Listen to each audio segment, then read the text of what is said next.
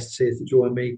Today we're talking about crafting detailed business requirements documents, and I'm sure Shobin and Emily, who will introduce themselves in a short while, will have some excellent insights to share. Well, I don't want to put them under too much pressure. Well, I know they will. Brilliant. All right.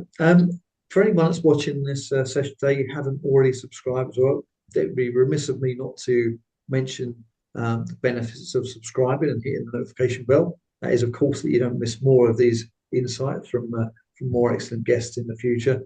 And also, something that would be really good as well is if you've got any comments, you want to share your own opinions as well on what Shobin and Emily have to say, definitely good to hear your perspective as well. So I'd encourage you to drop your comments in as much as appropriate. All right. But otherwise, let's get on and roll through some of these questions on the topic of detailed business requirements documentation and crafting. Okay. So before we go into the session, I'd just like to ask Shobin and Emily to introduce themselves. Shobin, would you mind introducing yourself, please? Sure. I'm a customer experience principal consultant currently at LTIMindtree in London, UK. And I started my career as a business analyst, and I do still dab on business analysis quite frequently. I worked across retail, e-commerce, payments, and higher education, just to name a few of the domains. And there is one truth that I've carried through all of these contexts on business requirements is that if the business requirements are not clear and they are complex, then the teams will never succeed. So I carry that motto in all the work that I do, and happy to be present on this call. Excellent. Thank you, Shobin. It sounds like a perfectly apt motto for today's session anyway. And Emily, would you mind introducing yourself too as well, please? Thank you, John. It's a pleasure to be here. I gather that I'm from across the pond from you guys. I'm based in Ottawa, Canada. I've been a consultant for over 2 decades. Most of my work is with public sector government clients, and I've worked on numerous projects, some that involve software, some that doesn't involve software. And I always enjoy working with our clients to help them really see the light with requirements. If we don't get the requirements right, we'll be paying later on. So I really look forward to this discussion. Excellent. Thank you. Thank you, Emily. And for anyone that's watching as well, I wonder why there was a glitch in the video. It's because I forgot to ask Shobin and Emily to introduce themselves before we got started. So we'll. And anyway, would you mind just, if you're able to turn your volume up or move your microphone closer to you if you're able? You're a little bit quiet. We can hear you if need be, but it's a little quiet.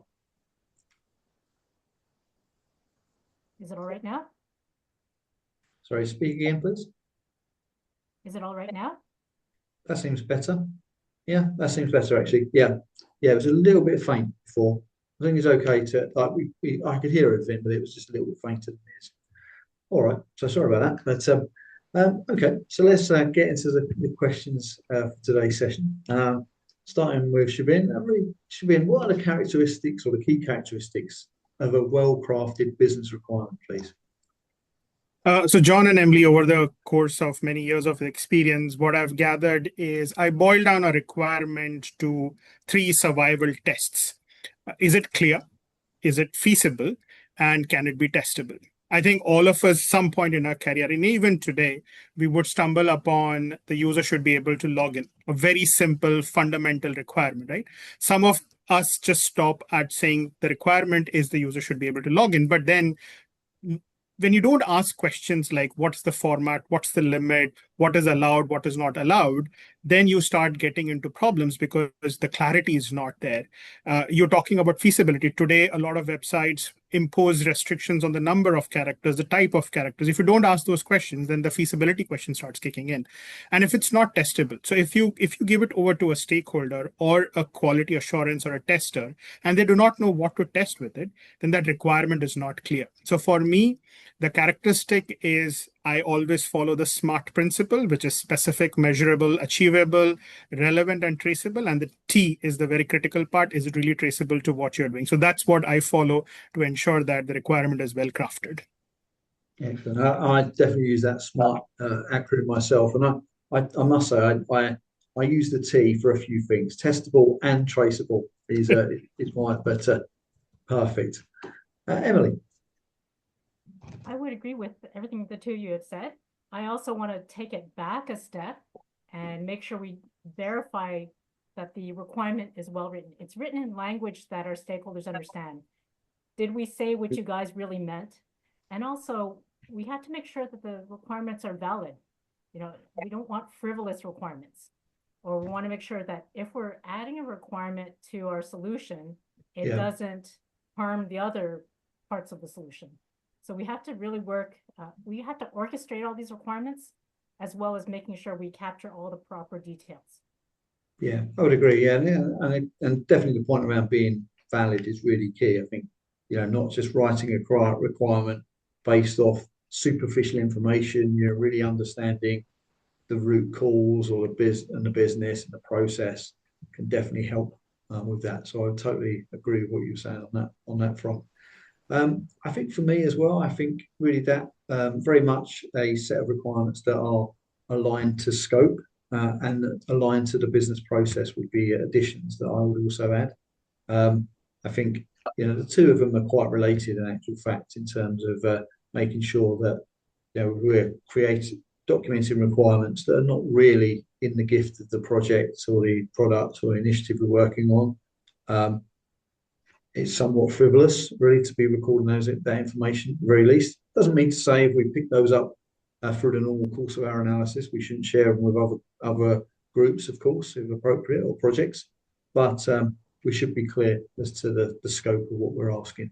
And I think for me as well, knowing that the processes, or sorry, the requirements are anchored in understanding of what is currently the process or how the process needs to evolve is also really, really important. I think the other thing that occurs to me as well, I mean, and it goes back to what Shobin said about being clear, and it's really just making sure that, you know, that it really is understandable to the person who's going to read it. And there will, of course, be different people. It might be in technology, it might be business, it might be those around, you know. So you need to try and create that requirement that's going to be clear and unambiguous, and is not going to lack any clarity to be interpreted in a different way than what you intended. But brilliant. Thank you for an excellent start. Build on that, Emily. I mean, what are some of the key attributes that might also accompany a well-crafted requirement, please? Right, John, to your point, you were mentioning that different people could understand a requirement in different ways. I think we have to be careful to make sure that we're taking into account all of our stakeholders' needs. You might have one requirement, but it's written in a certain way for the business people, the users, and written in a different way for the technical people, the people who are going to build the requirement. I think it's important to make sure that we have the traceability. We have a unique ID for every requirement. Even if requirements are related to each other, we have that traceability. We have to make sure we have short descriptions, long descriptions, who asked for the requirement. And one really important attribute of a requirement is the priority. Yeah. You know, not all requirements are equally important. So we have to work as business analysts, work with our stakeholders to make sure we understand what are the important requirements. And the importance of requirements can be subjective depending on which stakeholder group you're working with. So we have to work that balance, right? We're working with multiple stakeholders and trying to gain some consensus and then do that prioritization and scheduling of those requirements. And I think you're right. And I think we can help as business analysts. We can help share a view of what priority means, and more importantly, what do we mean by critical, or what do we mean by high, medium, or low? Or if we're using Moscow, what do you mean by the M and the W, etc.? You know, but giving a clear definition of priority definitely help. So I would agree with what you're saying exactly there. Shobin, what would be your view on key attributes? So 100% concur with Emily on the aspects of, you know, who gave the requirement, the prioritization, the scheduling of the requirement. But I also feel that a lot of times, specifically as BAs, you know, we get excited about what we're trying to solve and we just try to get into the details directly.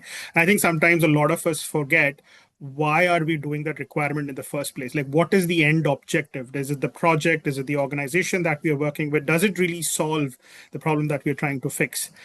Second, what benefit does it bring? A lot of times, in the agile world, also people start writing so that I can. So people do have that notion of a benefit, but then I don't. That's like an afterthought sentence. Like just because somebody asked, you have to write it, people write it. But the benefit part, that is when the requirement is fulfilled, who gets the benefit out of it, right? That becomes an important conversation. Last but not the least, the attribute of a requirement that is well drafted is defined in its achievability. We are not there to write fantasy stories. We are there to write realistic stories that are achievable. So at the end of the day, tying everything together. So even it's a prioritized requirement, even if it's scheduled, can it be achievable or not? Or does it just remain as pen and paper? Just a record on a SharePoint, an Excel file. I don't know what all people use today, but does it just remain as a record and never sees the light of the day? Then it is not a well-crafted refinement. I mean, it will just be a requirement, but it never sees the light of the day. So for me, these three things, that is, does it tie back to the project goal or the objective? That is it trying to bring a benefit? And that is it achievable or not? Yeah, excellent. I mean, I'll just pick up on the rationale. I think you hit on a really important point there. And I think you also mentioned, that in agile stories, we tend to write in order to, which gives a view of the rationale. But it definitely shouldn't be overlooked if we're writing traditional waterfall stories as waterfall requirements. It may not be for some a field that's in your template or in your system, but it doesn't mean that you shouldn't be thinking about it and you shouldn't be defining the why each requirement's there, particularly as it will back up any work that you do around prioritization as well. So yeah, some excellent points there.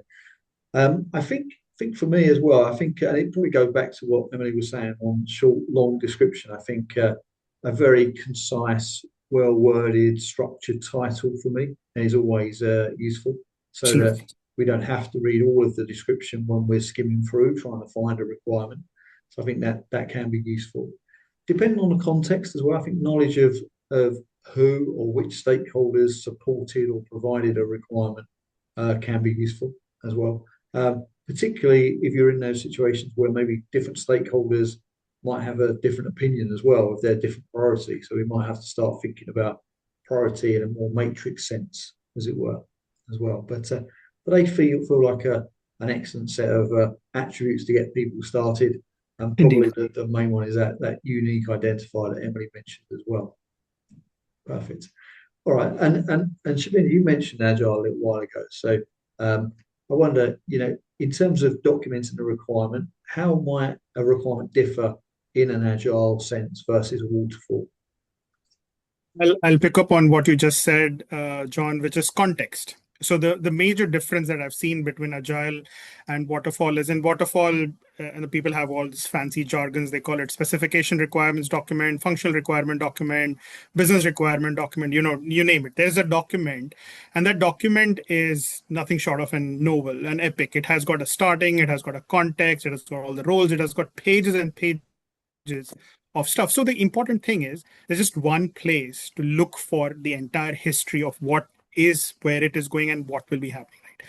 But when it comes to Agile, because documentation does not have as much as importance as Waterfall, it is sort of distributed documentation. So even if you take the smallest part, which is a task or a story, it will not contain the entirety. You use different systems like Jira or Azure DevOps, you then start getting into linked content. You have got an epic, a feature, a program, a portfolio, and nobody really has got time to go through all the links and figure out things that happens, right? So I take your point, John, the context, and what I do in the user stories that I write in the Agile is that I always try to put in a short context at the beginning of the user story to say that why is the story being done? Like, what is the context of the user or the system or the process or the stakeholder? Why is the story important? And then, of course, please do read the epic. So I think the most important difference that has come between Agile and Waterfall is that context is always there, but it's just more distributed and people just need to be comfortable with the tool as compared with just doing a Control F on a Word document and finding what does that word mean. That's the major difference that I see between Agile and Waterfall in terms of documentation, the context. Okay, thanks, Shobin. Emily? I'm going to challenge that a little bit. I agree. Context is really important because if you're only seeing a really small user story, you don't know where it fits in the big picture. Absolutely. Yeah. And the beauty of Agile, it's faster. You get more interaction with your users. You get to understand how they feel about a particular feature while, while we're in the building phase. I do think there's still a time and a place for not necessarily a big novel like a BRD, but I think there is a time and a place to consolidate all that information because let's say you are a company that's selling a software product. How would you know what you're selling unless you know what are the features of this whole thing and what it does? Yeah. One of the other challenges I see with people who try to do agile in the purest form or may only be selective in how they do agile is that when you have a collection of user stories, you don't necessarily know how they fit together. Sure, we can build and test each user story on its own, but you don't know how these user stories are supposed to work together. For example, let's say I'm trying to make a homemade pizza. There's probably about 30 steps in doing that recipe. But if I'm only looking at each step discretely, I don't know what I'm supposed to do before the next. I don't know how it all fits together and why I'm doing a certain thing. So I think there is a valid place for things like scenarios, end-to-end scenarios, or mock-up diagrams when you're doing software. So just to create that clarity, and I think as BAs, we can make a judgment call on how much documentation is necessary to have enough clarity for the people we're working with. Yeah. And at the end, after you're done with your agile implementation, it is a good practice to go back and update documentation because you don't know if the agile team will always be there forever. So I think, agile is good, but let's try and tie it together so that other people can know what we did. Yeah, but I would agree. I mean, I think very much for me, the differences become more a question of timing. I think from a waterfall sense, if you've got someone that is delivering very appropriate, very well written, very concise requirements that give that right level of context, then they'll in a waterfall sense they might do that within a business requirements document or some similar form. But that doesn't mean to say it isn't needed in an agile sense. It's just that those things are probably needed at different times, and we need to apportion them to different people in different instruments, whether it's an epic or put it on Confluence or create a document. It all depends, which is that going back to that usual line that we have on these sessions. It depends as well. I think, yeah, I mean, very much it feels to me that almost everything that we would document in a waterfall sense, we would document in an agile sense as well, albeit slightly differently, possibly at a different time as well.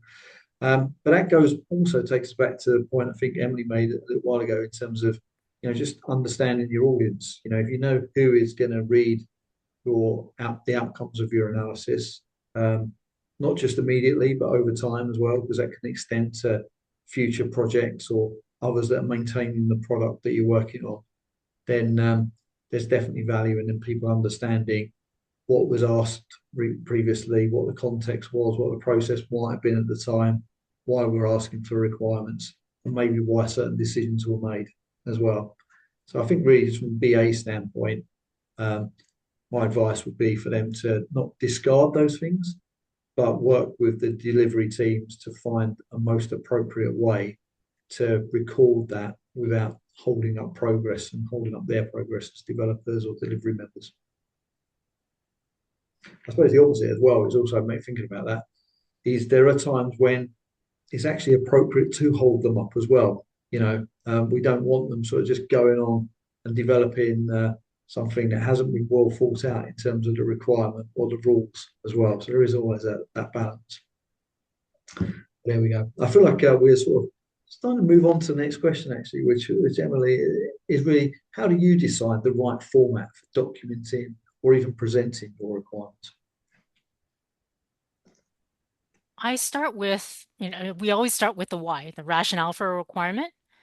And then from that point on, I figure out who's the audience we're working with. Like you mentioned, sometimes we need to word the requirement in such a way that that particular audience group will understand what we're talking about, or they'll be able to validate what we're talking about. So it's real important to always have the ongoing channels of communication with all of our stakeholders. I also like to bring in the implementation team, different members of the implementation team in near the beginning, where I'm working with stakeholders, with the business stakeholders, and say, the business people have asked for this. This is what I'm thinking of doing. So consulting with the implementation team is also important. And I think by doing that, we can make sure we have the common understanding of the requirement.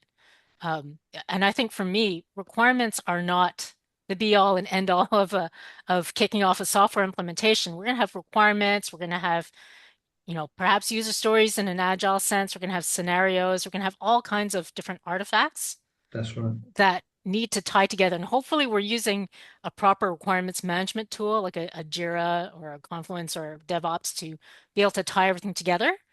But I think it's real important to think about who your audience is, right, for their understanding, but also keep all the stakeholders in the loop, because by the time if you wait to speak to your implementation team, it's going to be harder to make any course corrections.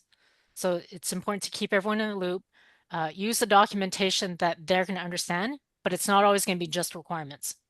That's it. And actually, we need to think about that implementation team as different members of our audience, really, don't we? Because they're going to consume our requirements and build something.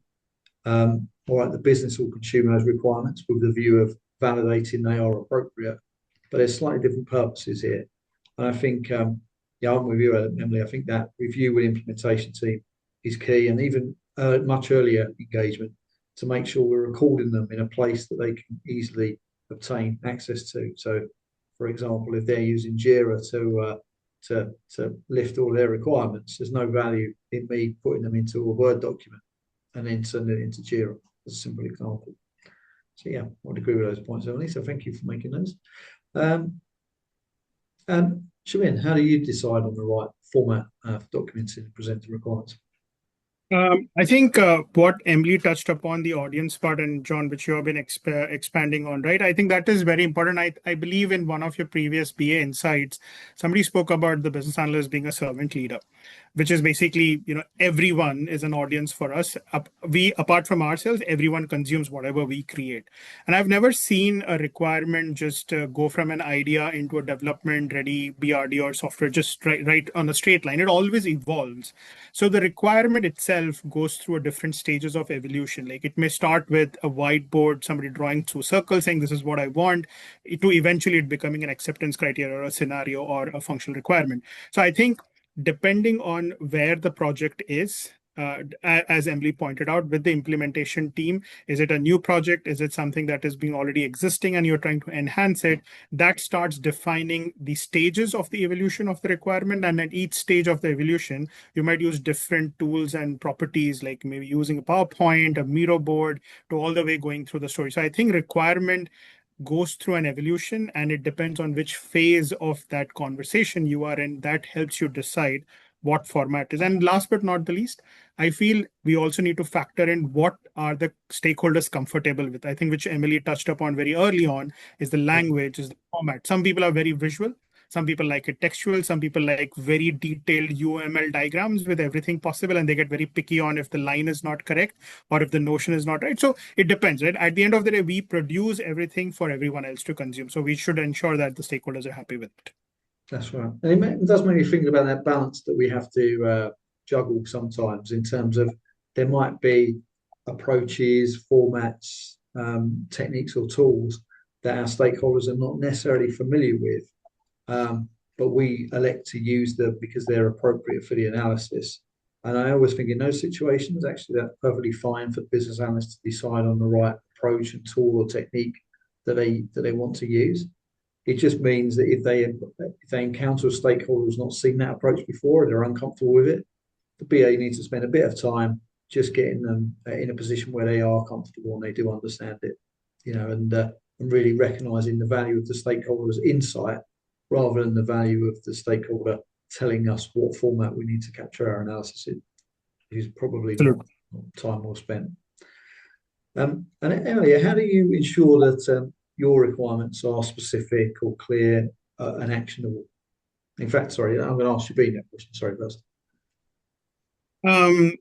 So clear and actionable I will use the same term, John, as you've been telling. It depends, right? Again, at the end of the day, who is reading the requirement, and does it have enough material in it to make it actionable for them? So, like Emily pointed out, if you're bringing in the implementation team, and within the implementation team, you have got different people with different skill sets. Somebody may be looking at data, somebody's looking at the interface design, somebody's just looking at the service layer.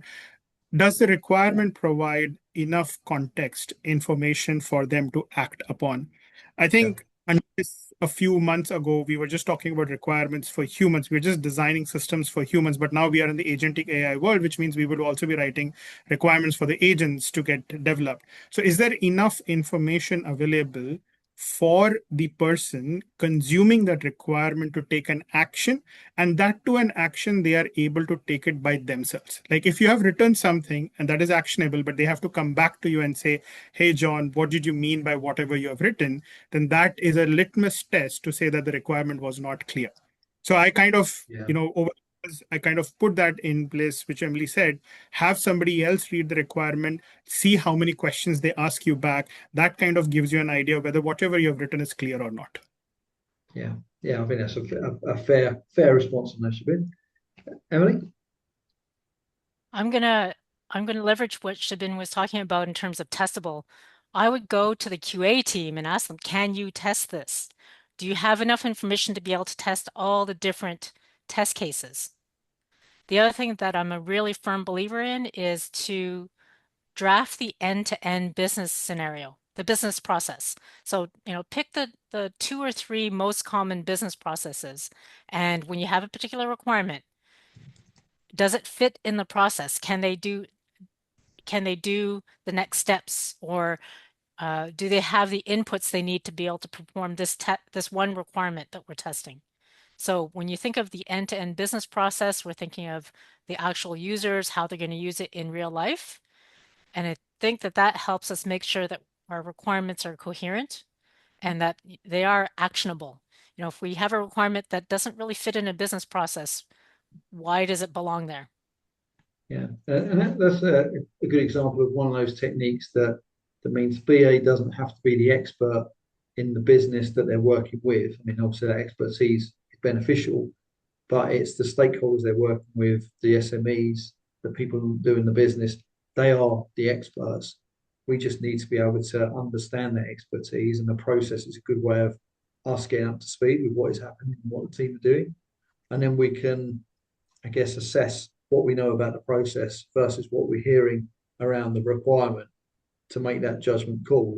And I say make that judgment call, we're not really making a judgment on whether we think it's accurate or inaccurate. We're making a judgment on, do we have enough evidence to back up these statements? And if we're in any doubt, then actually how do we get more evidence, or how a stakeholder perspective to validate what we've written or about to? So and I really like the point that you made as well in terms of, it was related to the point in thinking about a requirement is really only actionable if the person that we intend to consume it can do with that requirement what we intend. Okay, so it's definitely important that they are part of that journey to devise and structure that requirement, and even part of the journey before it, which goes back to another point Emily made. Because if we know what information they rely on in order to start considering and understanding the requirement, it may be process, it may be context, it may be other things. If we can understand that, then it means we're asking the right questions to try and get the right information back from the stakeholders. If we're also clear on what the level of understanding is and how to make something clear to all our stakeholders, and we've tested that to some degree with our audience, that's going to help as well. But of course, there's always times where you can't know everything up front, but we can definitely learn, and particularly on agile projects when we're interacting constantly with a development team. If we learn there's techniques we've used for one requirement that are not quite fit for purpose, or they weren't really understood in the way we intended, well, let's make sure we adapt our approach with the help of the teams we're working with, so we find a way to define our requirements that really does land accurately and clearly as they need to as well. I think on that point as well, it probably makes me think that that there are always times as well where you can't document everything up front or even retrospectively. You need to spend time talking to people and helping them understand from their perspective as well. But I could go on all day talking about that particular point.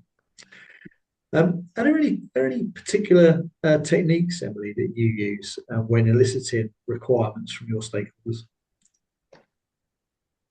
I usually do start with that end-to-end process. I figure out, what is your job? What do you need in order to be able to perform your job? What can we do better? It's all part of the elicitation activity. And I'm not ashamed to write down notes. I can be a note taker too, but I do it with a purpose, right? I don't just write the notes to put in minutes that get put on a shelf. I do try to understand what they're talking about. And I think it's also important to understand different perspectives, going to the different stakeholders. If we think of an analogy for business architecture, suppose you have a house. It's a four-sided building. It's a house, it's a solution. Depending on which side of the house you're looking at, you're going to have a different perspective. So it's still the same house. So when you're working with different stakeholders, you might have a bit of that conflict, but trying to work towards the common goal is really important. And I think that, you set that stage, the ground rules. We're going to listen to everybody, try to understand what the requirements are, do the end-to-end process, because we're here to support a business. So what is your business process that we're trying to follow? Where are the pain points that you have today? Maybe there's some bottlenecks or some errors that are happening. And that's where I try to do the deep dive. And I go through, if you're familiar with the IIBA, BABOK, they have this classification scheme for requirements. We talk about the business goals of the organization.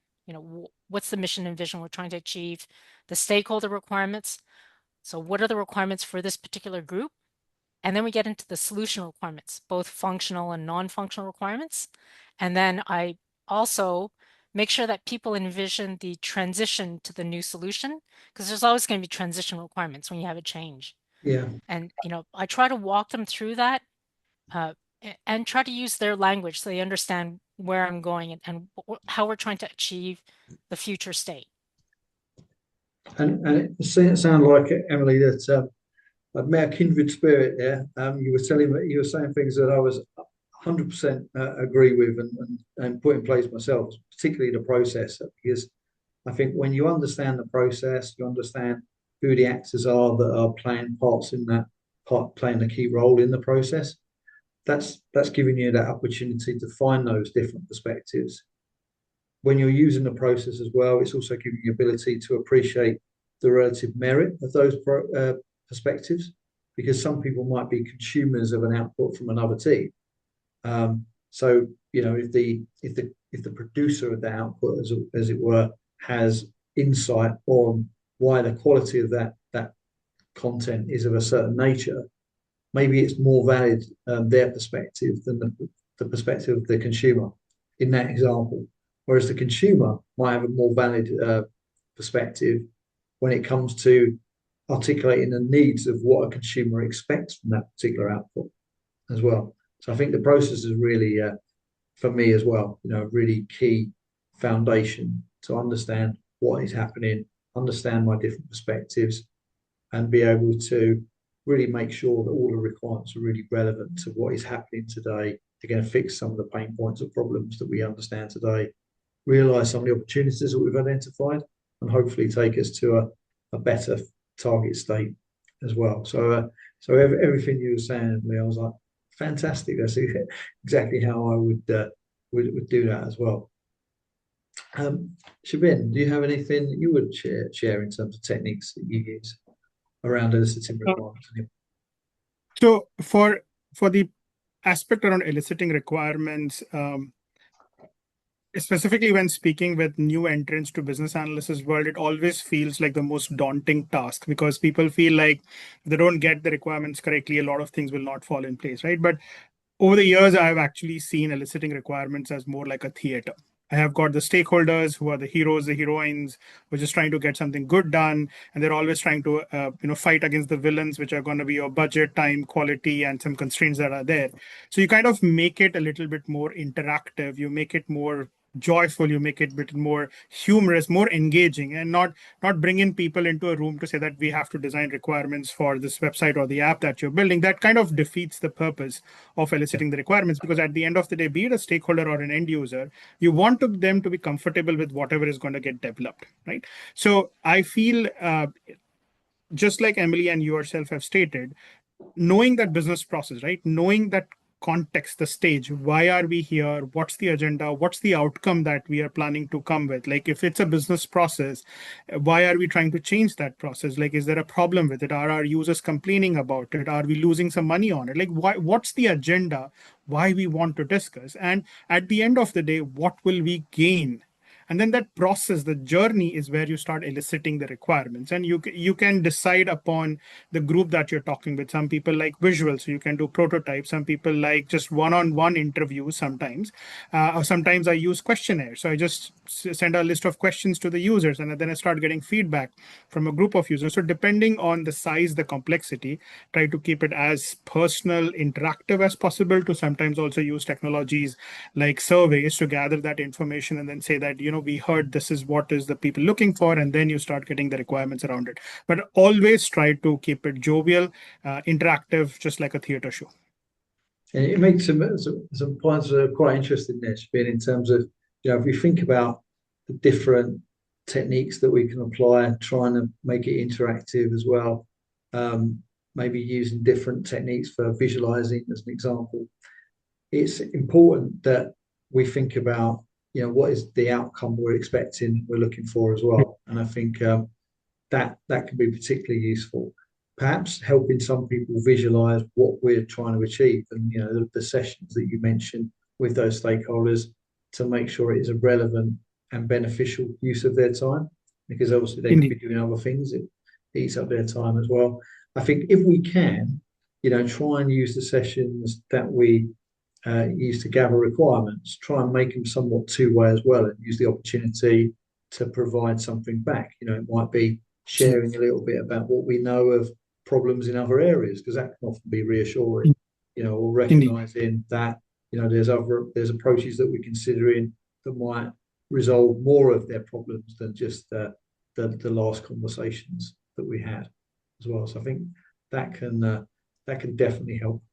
For me as well, I think sometimes it can be quite daunting going into a room and a workshop where there's loads of people all got their own requirements. They're all very aware of their bit of the process, and maybe I'm not so aware. So I think definitely a technique to get a little bit more comfortable and be a little bit more prepared is maybe to have a few one-on-one interviews with certain key stakeholders beforehand, so that you're not as cold as you might be otherwise when you go into these sessions. And at least there's a couple of friendly faces that you might recognise as well. But that said, if we have to go in and have to have sessions, workshops with a whole bunch of people we haven't met before, just that honest, open, transparent approach, not being afraid to ask, any questions where you don't know the answer, I think is always key as well. Indeed. I wonder, Shobin, are there any situations where stakeholders have been vague, or there's been conflicting requirements? And I assume so, right? And if that's the case, how have you handled those situations? I think a BA wears a lot of hats, and one of them is definitely conflict resolution, negotiator, you name it. We can always create a Steven Spielberg sort of a movie from our daily lives, then how we deal with people, right?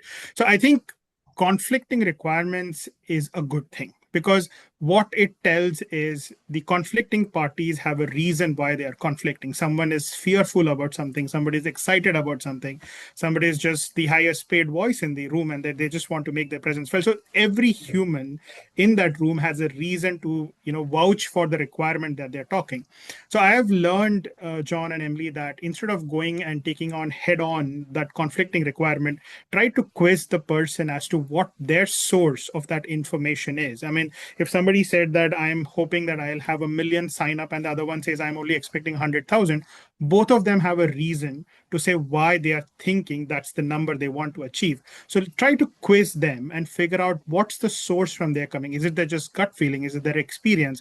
Did they read a marketing report? Like, where did they come up with that requirement? like very rarely somebody would say this, I just woke up on east side of the bed and I felt this is the requirement, right? Every human being will have a rational reason as to why they are saying the requirement is. So instead of trying to resolve the conflict, I always try to figure out what's the source of that information and then work backwards as to why that conflict came in, and then bring the conflicting parties together and say, look, 80% of both of what you are saying is the same. Here's the 20% difference, and this is why the difference is. So we just need to work that through, and then we can resolve the conflict. So I try avoiding taking head-on conflicts, but just try to work behind the scenes and work with the data that is there. Yeah, and that point of bringing stakeholders together where there is a conflict is an excellent opportunity to maybe recognise, in a way you wouldn't do if you're speaking to them one-to-one, that actually they're True. both right perhaps, but from a different perspective that you maybe hadn't appreciated, and that can play out a little bit more if if you're speaking as a group rather than one-to-one. So I think that definitely resonated with me as you were talking there. Emily, what's your view on that? I love what you guys are saying about facing conflict as a BA. We shouldn't fear it. It just means that people have different perspectives. Like I said, if you're Indeed. looking at it how it's a four-sided building, everyone's going to have a different perspective, a different view of what requirements are important to them. And what I would do, like, even before jumping right into requirements, is try to set some ground rules. Whether you're doing a workshop where everyone's in the same room or you're doing interviews and you're talking to different groups one-on-one, I think it's important as a BA to say, I'm going to be listening to the perspectives of these 4 or 5 different groups. Before we make any conclusions, we want to listen to all their perspectives, take it all in, try to understand the rationale for the requirements, how it supports their business, and then we'll come together, or if we're in a workshop, just make sure that everyone understands that everyone has a fair chance to express their requirements or their concerns or issues. So we're almost like a referee. We're letting everyone talk, but not over each other, Yeah, and we're taking in all the information before we finalize or come to any conclusions on the requirements. yeah. That point about being the referee or even a facilitator is always key to make sure that maybe even there also might be some very valid perspectives that we're speaking to. We can't afford for just the loudest perspectives to be the ones that are heard. And sometimes, an example that I think of when we're talking about this is that some people are just not comfortable voicing their view in a workshop, even if their view is aligned with what everyone's saying. Some people just don't like to share it, and it's our Indeed. responsibility as a BA to recognise that maybe in our session, Shobin is sharing his perspective, but Emily's been a little bit quiet. So that doesn't mean I should assume that Emily in that example is 100% agreeing with Shobin. It might mean that I need to go and have a separate session afterwards just to catch up, just to make sure she's comfortable or to get her perspective. And if I have a stakeholder who's uncomfortable, then one of my roles becomes actually how can I represent them in wider workshops so that I can share their view so it gets discussed without the making my stakeholders uncomfortable as well. So so I'm glad you mentioned that point because it is very much part of what we do in terms of facilitation and bringing people together as well. I mean, I'm exactly the same. I do the same things as what you mentioned as well. I mean, I think where there's, and it's really key for me to have multiple perspectives because if I'm generally hearing consensus, then I'm happy if that consensus is coming from different perspectives. But it's normally where there's conflict, even a muttering of discontent, or it's not quite everyone's getting that rosy opinion about what I've written or what we've been discussing, then that's perfectly fine. It's just an occasion now we can get together and have a very pointed and focused conversation with different perspectives and get them out in the open and figure things out, which we normally can. I don't recall any situations where that hasn't happened. Emily, are there any tools that you might use yourself for documenting and managing your requirements? For requirements management, I would hope that most of us have access to a proper requirements management tool like Jira or Microsoft DevOps.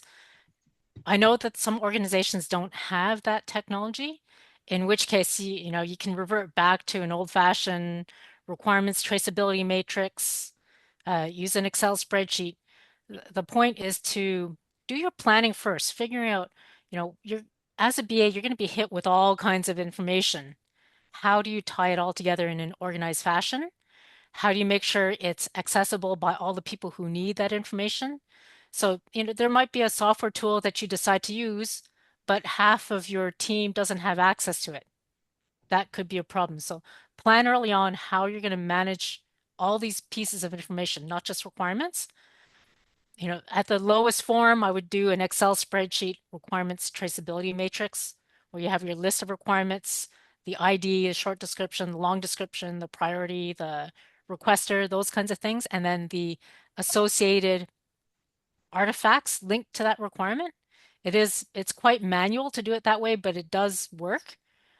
It's okay for the common user to be able to access, but hopefully most of us have access to a proper system like a Jira or a DevOps.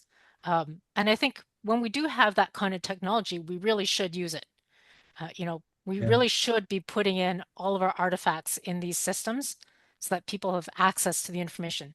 Don't keep things on your local C drive. I also believe that if someone states a requirement and you don't end up doing it, let's say it's a requirement that gets rejected or there's no rationale for a particular requirement, I think it's important to still keep it in the system so that you have the history, because that requester is going to come back to you and say, how come I didn't get that requirement? So, That's it. Yeah. keep your database, keep your database really clean and tight and linked to the proper artifacts is what I would say.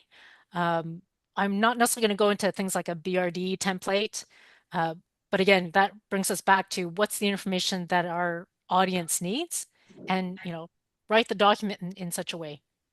Yeah, and I think the points made were very applicable. I think when it comes to tooling, I think understanding what you expect from the tool, what you need in the first place is always helpful, because then actually you're not necessarily constrained by the tool or overly influenced. For example, I think if for argument's sake, we were talking about rationale earlier on, if you know that actually I do need to capture the rationale and the tool doesn't provide a place for it, at least on the face of it, that means you're going to find a way to capture that rationale.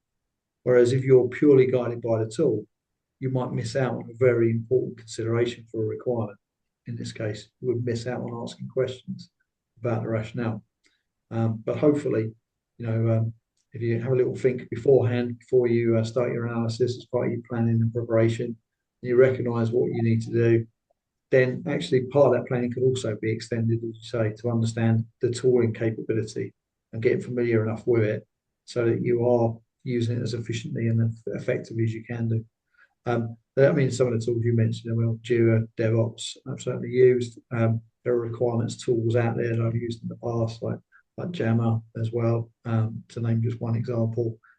There's Blueworks. There's different tools for different purposes. Even if it's going to be Visio and Word and Excel, that's fine too. But just knowing about them up front is definitely helpful. But Shobin, do you have anything you would like to share in terms of tooling?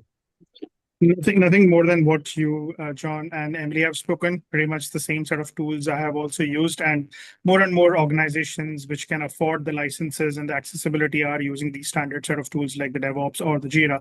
The only thing that I would add on to what Emily spoke about is that whichever tool that we choose to use definitely should provide clarity to the requirements and that it is accessible to everyone, that it promotes collaboration. It should not happen that, you kind of create a guarded artifact that only the BA can ever touch and only the BA can ever add, then you don't add value to the team that is coming in and using it. So collaborative tools, like whatever allows you to do collaborative, even if it's just writing a comment, even if it's a standard Word document, at least allow the traceability to be there, have some comments coming in there.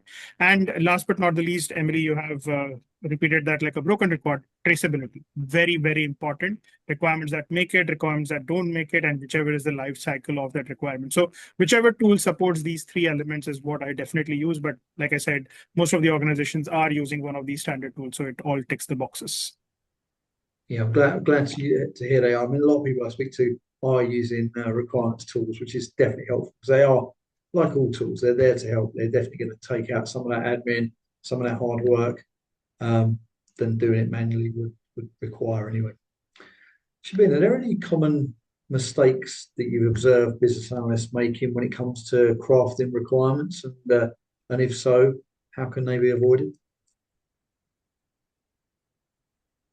Oh, sorry, you're on mute there, Shabin, it seems.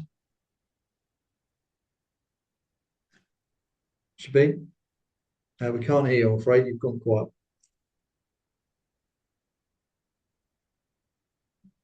No, no.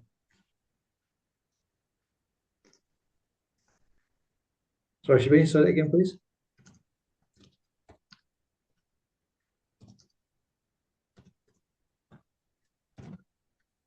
I'm going to flap my hands around so I can see this part in the video. There we go.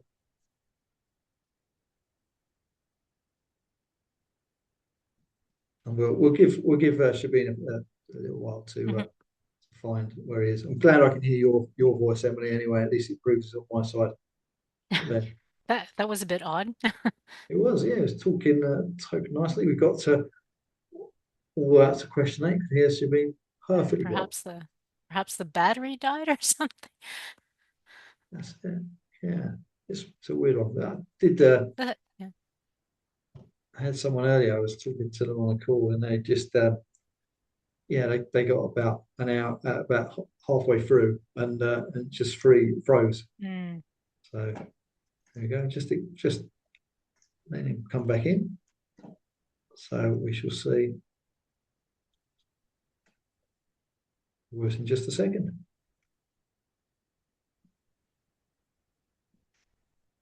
That was a great conversation. It was. Now I have someone else I'm going to connect with on LinkedIn. That hopefully is Yeah, another of the benefits of having these sessions as well. It's nice to nice connect way us. to connect different people. Yeah, that's right. That's right. Nice to have a few positives. For me, I mean, it's nice to meet the likes of yourself, which have been in this example. You know, meet new people, and definitely there's always stuff we learn as well. You know, hear things, think, okay, it's really interesting perspective. To bolster our knowledge, of course. Yeah, that's right. And it's interesting that requirements, we're still working with requirements. They haven't disappeared. It's not passé, right? We still got to talk to stakeholders. It's an art. But I think it's interesting because you hear sometimes people say, "Oh, as business analysts have moved on because we're still dealing with requirements," but that's because that's quite a fundamental element of human nature, right? People need stuff, and that's requirements. Until we can stop people needing something, then requirements will always have a place. Yeah, it doesn't have to be a requirements document, but well, that's it. Yeah, that's it. It doesn't at all. But people still have needs and wishes. They need to do their job. Exactly. Shabin, can you hear us okay? Yes, sorry, Zoom crashed on me. I don't know why. But that's all right. It was nothing to do with our end. We didn't cut you out. Oh, glad that you made it back. My pleasure too. That's it. Well, I'll re-pitch the question to you, and then we'll carry on. So it will only be a few minutes anyway. So Shabin, what are some of the common mistakes that business analysts make when crafting requirements, and how can they be avoided? So I think I was just talking when Zoom crashed on me, is that I saw this poster on a organization's lift lobby which said, "When in doubt, shout." And I think as BAs who are just joining their career as business analysts and growing, and I think even seasoned business analysts, a lot of times they forget to ask the question. They may have this nudge that they want to ask a question, but they don't ask. Sometimes what they have heard, they find it very difficult to repeat that back to the stakeholder and get the clarity. So I think not asking for clarity is one of the biggest mistakes that I see the business analysts do. And even today, even as somebody experienced as me, I also sometimes in the nudge of so many things that are going around, sometimes forget to ask that clarity. And when that clarity does not come in, when you're not sure about the requirement, then everything else just starts to falling apart. So I think one of the common mistakes that I find is that people are not confident in asking that question, or they're just either overconfident, underconfident, and they just don't get the clarity on it. So that's the most common mistake that I see the business analysts do. And I just feel like people start using that motto, "When in doubt, shout." It's totally fine. No question is asked without any reason. So just go ahead and ask the question. It always helps. I think that's a perfect example. And it absolutely resonates because there are times where you think, should I know the answer to that? Well, if I don't, or should I know about a concept? But of course, if the answer is no, or you're not sure, or you're not really sure what you've heard about, then you definitely need to be clear, because how can you get another perspective if you don't even know the first perspective? I think most cases stakeholders are going to be quite okay if they'll appreciate you're not the expert. They know that they are, which is fine. Yeah, just asking and getting that clarity and definitely helps. Sometimes maybe taking time to go away, digest what you've heard, maybe draw something, and then come back to the stakeholder. That can also be a technique for making sure you've understood as well. It doesn't always have to be there. But I totally agree with the place you've been. What you said, Shobin. Emily, what would be your view on common mistakes? Yeah, I want to build on this clarity issue. I think that absolutely, when in doubt, shout, try to get clarity or create clarity amongst everybody on what this requirement means. Be careful though that just because you're asking questions about this requirement and you're trying to figure out how it's going to work, it doesn't mean that you're agreeing to do it, right? You could say, That's it. yes, now I understand. It doesn't mean that it's in. It doesn't mean it's going to be approved.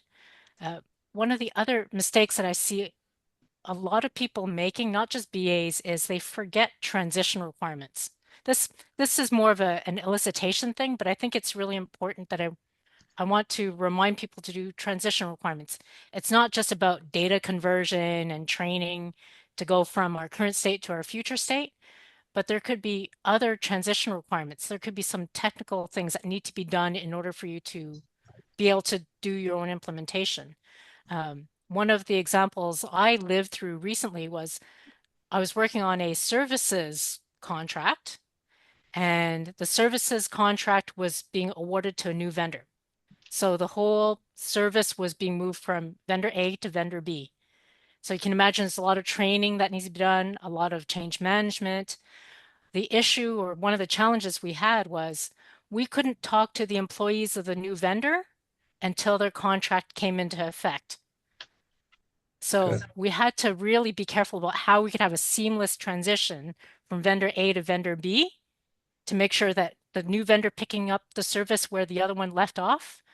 We had to work on a lot of transition scenarios, and I would strongly urge people to not forget transition requirements. I think very closely aligned to that is the adoption requirements and how we can embed those solutions or embed those solutions really into the organisation, which I think will all probably come under transition anyway. Yeah, very valid point there, Emily. I wonder if we'll cover one more question if we can, if that's all right. And that's just really, Emily, I wonder, how do we bridge the gap between business users and developers when it comes to translating requirements? And I say developers, probably should more accurately say the delivery teams. I think also, just on a personal level, do an icebreaker event. Get the teams to know each other, bring the teams together and explain what is the common goal we're all trying to achieve. The business people and the technical people, they're going to speak a different language from each other. But as BAs, we're here to facilitate that understanding between the two groups. But if we can get everyone to envision the final goal, what we're trying to achieve, then it helps us, point in the same direction. Also, I hate saying that BAs are the translators between the business and the technical. Yes, we are translators, but we also do a whole lot more. Let's not underestimate the translation role. We have to create that clarity. Sometimes we could have one requirement, but we write it in business terms, and then we think of all the technical things, the technical requirements that go to support the business requirement. So I mean, bring them together, common goal. That's right. And it is really important, as you say, to bring the teams together. And actually, if you can find a way to get the teams that are going to deliver solutions and the individuals or teams that have the requirements, get them closer together, then actually it doesn't put all the pressure on you to have to remember every little piece of information that you've heard and translate it correctly. Often facilitation and collaboration can be as effective as your elicitation skills in some examples. Shobin, how do you bridge that gap? I think during this conversation itself, perhaps at one point, John, yourself, and then Emily, at some point you spoke, there are two things that I always do as a practice is definitely bring in the implementation team as early as possible, as quickly as the contract allows it.